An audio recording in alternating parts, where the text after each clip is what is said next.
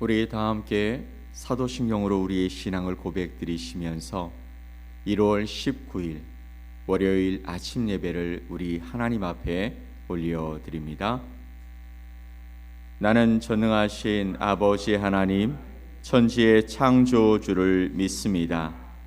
나는 그의 유일하신 아들, 우리 주 예수 그리스도를 믿습니다. 그는 성령으로 잉태되어 동정녀 마리아에게서 나시고 본디오 빌라도에게 고난을 받아 십자가에 못 박혀 죽으시고 장사된 지 사흘 만에 죽은 자 가운데서 다시 살아나셨으며 하늘에 오르시어 전능하신 아버지 하나님 우편에 앉아 계시다가 거기로부터 살아있는 자와 죽은 자를 심판하러 오십니다. 나는 성령을 믿으며 거룩한 공교회와 성도의 교제와 죄를 용서받는 것과 몸의 부활과 영생을 믿습니다. 아멘. 우리 찬송 393장 함께 찬양드리겠습니다.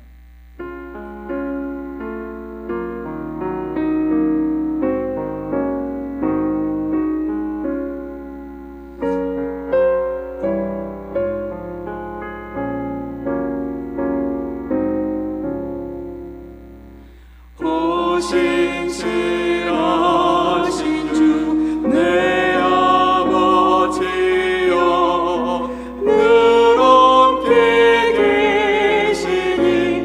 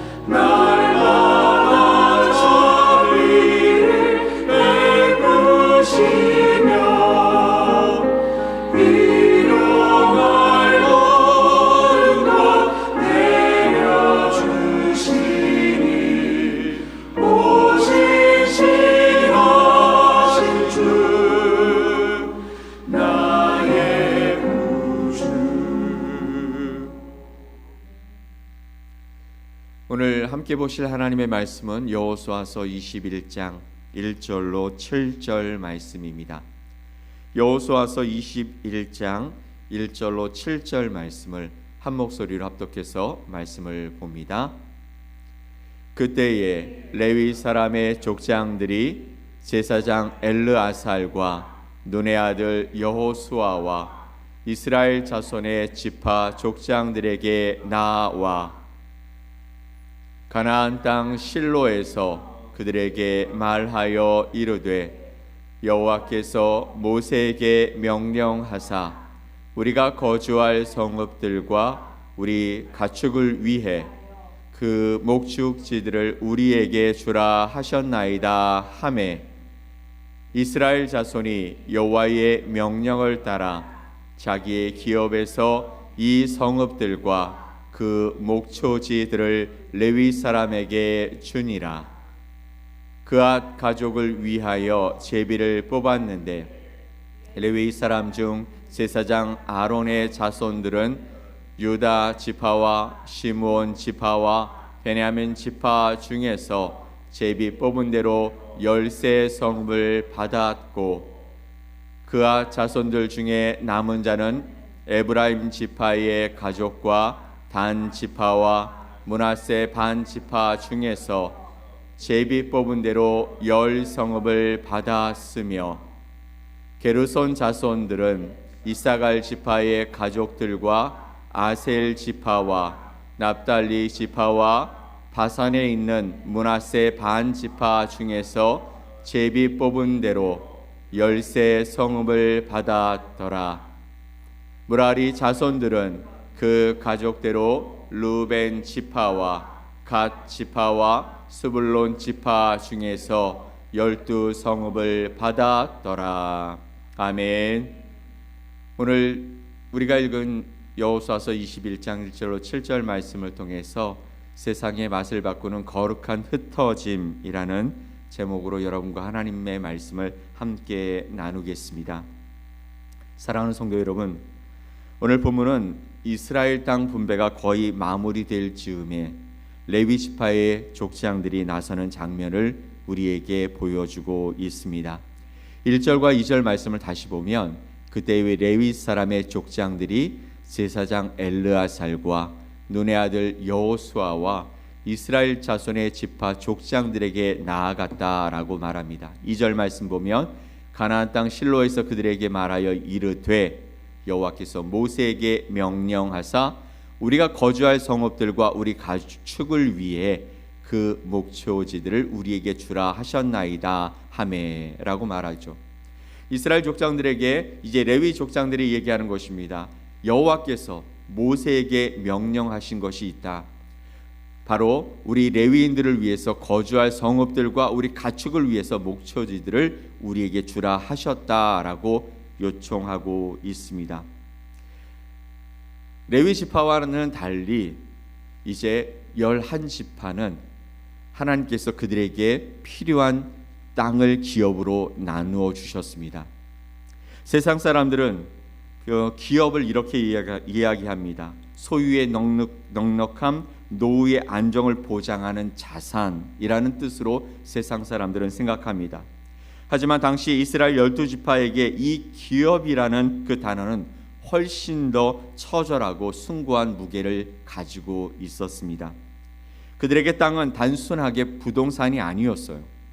그들에게 이 땅은 생존의 유일한 근거였고 또 조상의 이름이 공동체에서 지워지지 않게 하는 가문의 정체성을 나타내는 그런 곳이었기 때문입니다. 그래서 우리가 살펴보았듯이 슬로보아스의 딸들이 그렇게 아버지의 이름이 지워지는 것을 안타까워하며 여호수아에게 와서 우리에게도 땅을 기업으로 남겨주십시오 요청했던 그런 이유였던 것이죠. 무엇보다 그 땅은 하나님이 우리 가문을 잊지 아니하셨다라는 언약의 가시적인 증거였습니다. 땅이 없다라는 것은 곧 뿌리가 뽑히는 것이고 공동체에서 내쫓기는 절망과 같은 것이었기 때문입니다. 그런데 오늘 본문에서 레위인들은 이 모든 상식과 본능을 거스리는 전혀 다른 선택을 하고 있습니다. 그들은 남들처럼 눈에 보이는 넓은 땅을 단 한 평도 받지 못했습니다. 가문의 이름을 내건 영토도 없었습니다. 대신 그들은 이스라엘 전역에 흩어지는 길을 선택하게 됩니다. 아니, 하나님이 그렇게 말씀하셨고 그렇게 하라고 말씀하신 것에 순종합니다. 오늘 우리는 이 거룩한 흩어짐 속에 담긴 하나님의 깊은 배려와 또 눈에 보이는 기업을 포기한 레위인들의 위대한 결단을 함께 말씀을 통해 묵상해 보려고 하는 것입니다. 첫 번째, 이 흩어짐은 도대체 무엇이었을까? 레위인들의 흩어짐은 사실 아픈 과거에서 시작되어집니다. 창세기 49장 7절 말씀을 볼까요? 그 노여움이 혹독하니 저주를 받을 것이요 분기가 맹렬하니 저주를 받을 것이라. 내가 그들을 야곱 중에서 나누며 이스라엘 중에서 흩으리로다. 아멘. 여러분, 레위 지파의 처음 시작은 레위였습니다. 이 레위는 야곱의 12아들 중에 한 사람이었죠. 바로 그 야곱이 창세기 49장에서 자신이 하나님의 부르심을 받아 이제 하나님의 나라로 갈 것을 알고서 그 아들들을 축복하는 그 장면이 오늘 본문에 나오고 있습니다. 그런데 이 레위의 조상이었던 야곱이 혈기에 치우쳐 살육을 저질렀던 레위에게 이렇게 말하고 있는 것입니다. 너희는 야곱 중에서 나누며 이스라엘 중에서 흩으리로다 라고 말하고 있는 것이죠. 이스라엘 중에서 흩어진다라고 예언을 한 것입니다. 과거의 흩어짐이 도망치고 숨어야 할 저주처럼 기록되고 있죠. 그렇다면 이제 가나안을 정복한 이후에 여호수아 시대의 흩어짐은 어떤 것일까요? 바로 여호수아 시대의 흩어짐은 하나님의 백성을 살리기 위해 전략적으로 배치된 사명의 훈장과도 같은 흩어짐이었습니다. 하나님의 주권은 우리의 실수조차 선용하십니다. 하나님은 레위인을 이스라엘 전역 48개 성읍으로 흩으셨습니다. 그러므로 백성이 멀리 이동하지 않고도 어디서나 하나님의 말씀을 접할 수 있고 하나님이 그들 가운데 무엇이라고 말씀하시는지 알게 되었고, 그리고 하나님과 거리가 있지 않고 언제나 하나님의 말씀 가운데 살아갈 수 있도록 만드시는 일을 바로 이 레위 사람들을 통해 하게 하신 것입니다. 바로 영적인 그물망을 촘촘하게 하나님께서 엮어주심으로 말미암아 예루살렘 그리고 실로라는 하나님의 그 성막이 있는 그곳으로부터 멀리 떨어진 그 지파일지라도 여전히 하나님과 함께한다라는 사실을 그들이 항상 마음에 볼 수 있도록 만드신 사건이 바로 레위인들을 흩으신 사건이었다라는 것이죠. 여러분의 삶이 때로 정착하지 못하고 흩어지는 것처럼 느껴질 때가 있으십니까? 여러분 기억하십시오. 하나님은 여러분을 바라보시면서 여러분에게 생각을 그리고 여러분에게 무엇인가를 많이 주시지 않는, 좀 버리신 것 같은 그런 기분이 들지라도 하나님은 그곳을 살리기 위해 여러분을 거룩한 소금으로 그 땅에 파송하여서 여러분을 통해 주변의 사람들이 하나님을 바라볼 수 있게 하신 것인 줄 믿으시기 바랍니다. 바로 레위인이 그런 역할을 했다라는 것이죠. 두 번째, 바로 4절 말씀을 봅시다. 그앗 가족을 위하여 제비를 뽑았는데 레위 사람들 중 제사장 아론의 자손들은 유다 지파와 시므온 지파와 베냐민 지파 중에서 제비 뽑은 대로 13성읍을 받았고, 본문 4절 이하를 보면 레위 자손들이 제비를 뽑아서 성읍을 받는 장면이 나옵니다. 이스라엘 전역에 기업들이 이제 어떻게 하냐면 레위 지파를 위해 자신의 땅에서 성읍과 목처지를 주는 것이죠. 여기서 주목할 것은 레위인 스스로 땅을 쟁취한 것이 아니라 다른 지파들이 자신들의 몫에서 떼어진 것을 받았다라는 것입니다. 그렇게 레위인이 땅이 없음에도 당당할 수 있었던 이유는 그들은 하나님이 그들의 기업이라고 믿고 있었기 때문이죠. 세상은 통장의 잔고를 통해서 우리를 평가합니다. 너는 도대체 얼마를 가지고 있니? 그것이 그들에게 힘이 되고 능력이 되고 그리고 당당함이 되지만, 하나님의 봉사자들은 바로 내 안에 계신 하나님의 크기로 스스로를 정의합니다. 내 울타리를 높이는 일보다 하나님의 통로가 되는 일을 우선시하며 살아갈 때 우리는 비로소 세상이 줄 수 없는 자족의 기쁨을 누리며 살 수 있다라는 것이죠. 하나님은 그렇게 저희들을 통해 일하고 계시는 줄 믿습니다. 우리는 소유가 아닌 통로입니다. 하나님을 기업으로 삼는 자는 하나님 때문에 당당할 수 있다라는 것이죠. 그들이 그 다른 지파에 가서 살아가게 되어질 때 때로는 눈치도 보일 수 있었겠지만 당당할 수 있었던 것은 하나님이 내 기업이시고 하나님을 통해 나는 기쁨을 누리며 살아간다라는 그 당당함이 있었다라는 것입니다. 사랑하는 성도 여러분, 하나님은 오늘 이 말씀을 통해 우리에게 무엇라고 말씀하고 계시는 것일까요? 우리에게 이렇게 묻고 계시는 것 같습니다. 너는 하나님만으로 충분한 삶을 살고 있느냐? 너의 성읍은 도대체 어디에 있느냐라는 것입니다. 레위인들이 전국적으로 흩어져 살았던 그 성읍들은 화려한 도심이 아니었을지도 모릅니다. 하지만 그곳은 이스라엘의 영적 생명력이 시작되어지는 우물과 같은 곳이 되었다라는 것이죠. 그들은 땅의 소유권 대신에 하나님과의 관계를 선택했고 그 선택이 이스라엘 전체를 거룩하게 만드는 일을 감당하게 했다라는 것입니다. 물론 그 선택이 처음부터 쉽지는 않았을 것입니다.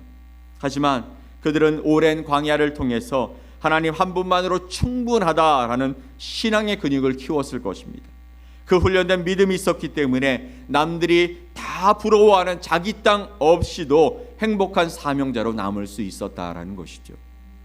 레위인의 성읍은 화려한 요새가 아니었지만 그곳에서는 하나님의 말씀이 있었고 그 말씀을 먹고 사는 사명자들이 있었다라는 것이죠. 사실 여러분 모두 한평생 앞만 보고 달려오며 가족을 위해서 또 일터를 위해 그것을 위해 일구며 또 살았던 참 귀한 삶을 여러분이 살아오셨습니다. 하지만 오늘 이 아침에 우리의 마음의 저울을 한번 들여다보기를 원합니다.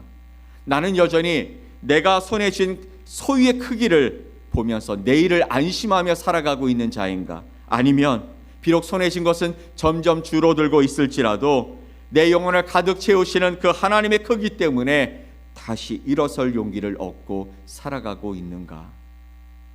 오늘 이 말씀이 우리가 가진 소유 때문에 내가 당당한 삶이 아니라 내 안에 계신 하나님 때문에 당당한 삶으로 바뀌어지는 귀한 말씀이 되어지기를 간절히 소망합니다.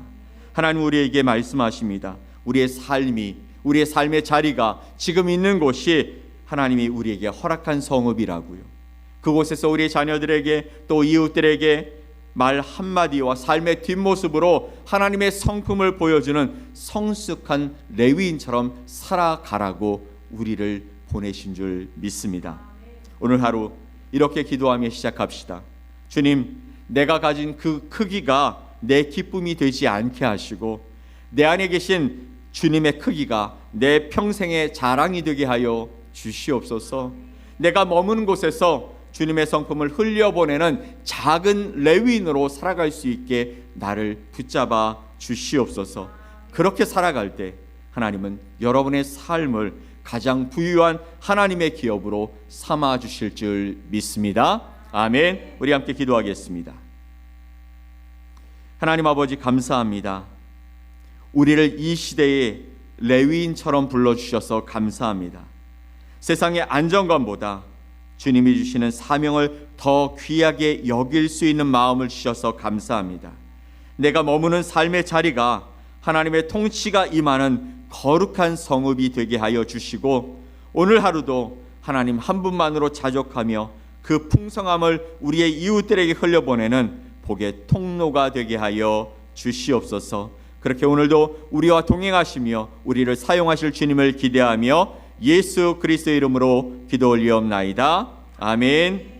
하늘에 계신 우리 아버지여, 이름이 거룩히 여김을 받으시오며 나라가 임하시오며 뜻이 하늘에서 이루어진 것 같이 땅에서도 이루어지이다. 오늘 우리에게 일용할 양식을 주시옵고 우리가 우리에게 죄 지은 자를 사하여 준 것 같이 우리 죄를 사하여 주시옵고 우리를 시험에 들게 하지 마시옵고 다만 악에서 구하시옵소서. 나라와 권세와 영광이 아버지께 영원히 싸움나이다. 아멘.